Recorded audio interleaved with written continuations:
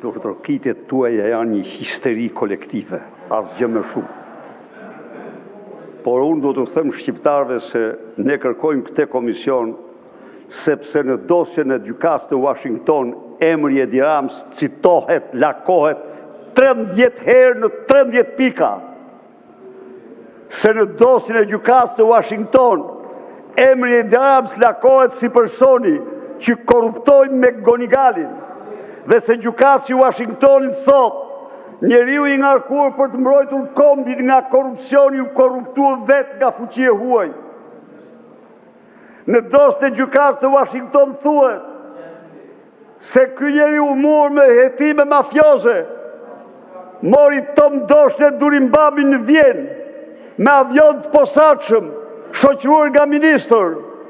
Në dosjen e gjykatës të Washington thuhet se ndërhyri për licencën e nafs për t'ia dhënë një kompanie në cilën kishte interesa agroneze mundot edhe vetë me Gonigali.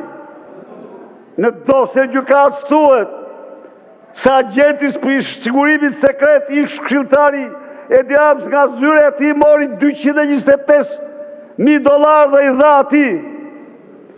Në dosjen e gjykatës thuhet se në vitin 2020 gjykatësi i Washingtonit urdhëroi regjistrimin e të gjithë korrespondencës së Edi Ramës, ministrave të tij, për efektin e korruptimit të McGonigal.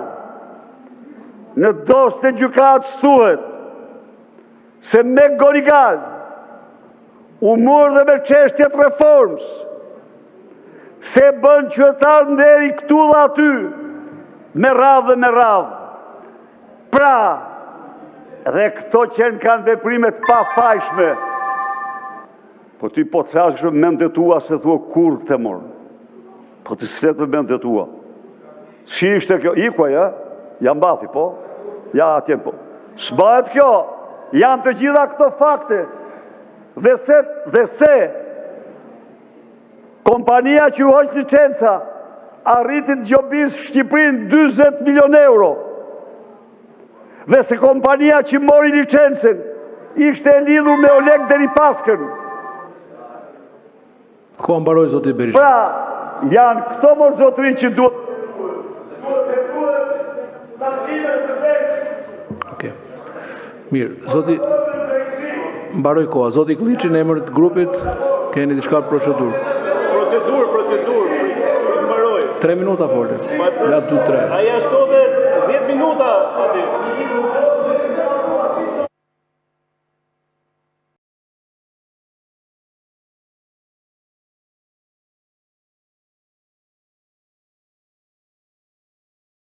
Faleminderit. Zoti Kliçi për procedurë.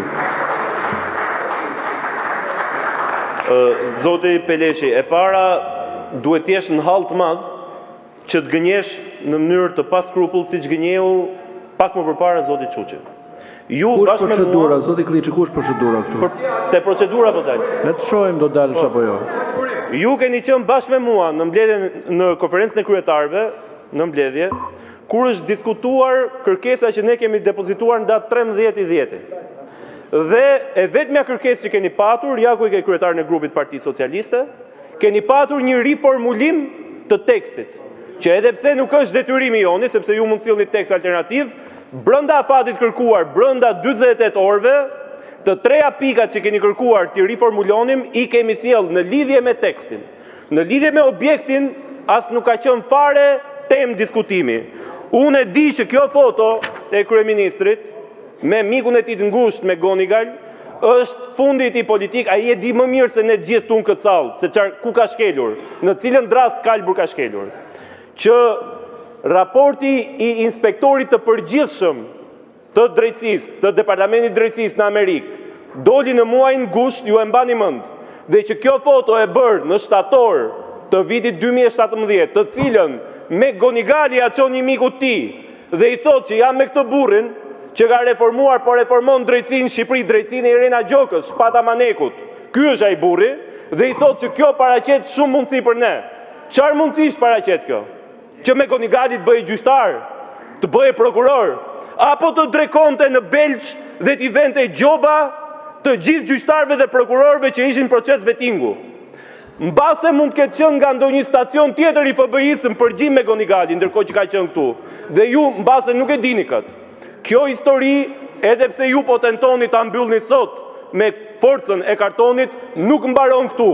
Emri Edi Ramës është i shkruar i zi në të bardhë 14 herë në vendimin e gjykatës distriktit Kolumbjas. Nuk e mohoni dot. Nëse kishit gjitha këto fakte, gjitha këto prova që tha Çuçi pak më parë, përse nuk erdhët në komisionet i morë t'i bënit publike para komisionit? Nëse nuk pas ka asnjë problem, përse nuk vjen kryeministri Rama të flasi për mikun e tij të ngushtë me Gonigall, që aq në siklet ishte, sa i pyetur pak kohë më parë, u detyruat na shpjegoj dhe termin në anglisht çfarë do të thotë mik, vetëm për t'u distancuar. Kjo histori nuk mbaron këtu. Ajo dëshmi që u dha pak më parë nga zoti Çuçi është dëshmi e rreme para Kuvendit të Shqipërisë dhe ai e di mjaft mirë. Por po e them edhe një herë, vetëm një hall i madh e ka detyruar atë njeri të gënjejë në mënyrë të turpshme. Ju ftoj të hapni minutat e takimit në konferencën e kryetarëve dhe ta faktoni që e gjitha që u tha në atë foltore është mashtrim, është gënjeshtër. Faleminderit. Faleminderit. Zoti Çuçi, fjala procedurë. Se ka shkel të gjitha ligjet, të dekriminalizimit, të vettingut dhe çdo ligj tjetër. Ja pra me se mbahet drejtësia reforme e re, ku iku ky i Luj Vujtonit. Iku ky, edhe ati ja fshejnë, ka paguar, o urusi, edhe po ta ka shitur dumani ty atë e kam unë në dosje. Përfundoni zoti Berisha. Regjistrimin tënd. Nuk e shpresë që të dalish.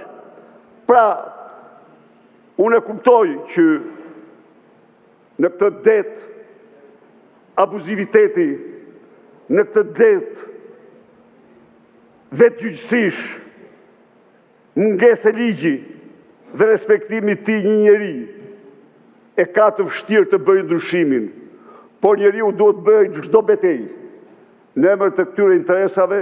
Dhe ju, zonja avokate i 20 që gjerë ditë e fundit ati misioni, duhet të ndigjohi në arenë ndërkombëtare për të demaskuar këtë pseudo-reform korruptive batërdi, e cila u përdoret sot nga Edi Rama për të goditur kundërshtarët e tij. Tani, ja, ku e ke Belindën sot? Zoti Berisha ka mbaruar fjala, ju lutem. Ku është Lubia? Më thuj pak. Ju lutem, fjala koha mbaroi. Koha mbaroi, ju lutem. Ju lutem. Këtu e mbyllim këtë pikë të rendit ditës.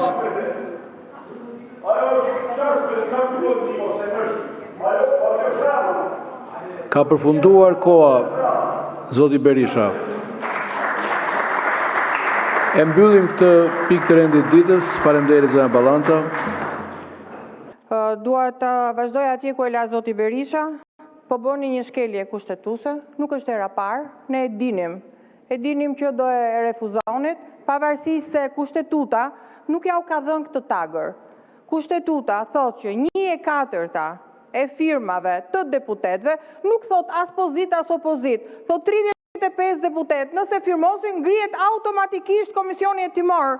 Madje këto mund mos jenë as të opozitës si deputet, mund t'jenë edhe të pozitës madje. Por ja ka lënë Kuvendit si të drejtë që 35 deputet, nëse e kërkojnë, e ka detyrim, e thot neni 77.2 e kushtetutës, e thot neni 25 e rregullores, e thot pika 5 nëse doni, me që e përmendi zoti Çuçi i ligjit, pra kërkesa që kemi bërë neve për ngritjen e komisionit hetimor, për zbardhjen e farsës elektorale, i plotson të gjitha kriteret. Por, çfarë ndodh? E sigur që juve këto do e rrëzoni, patjetër, sepse nuk ju pëlqen. Nuk ju pëlqen sepse një pjesë e madhe e juaja jeni kriminal elektoral. Nuk ju pëlqen ngritja e këtij komisioni sepse ne do bëjmë transparente. Kemi mbi 2500 fakte, prova, dëshmi, video, foto.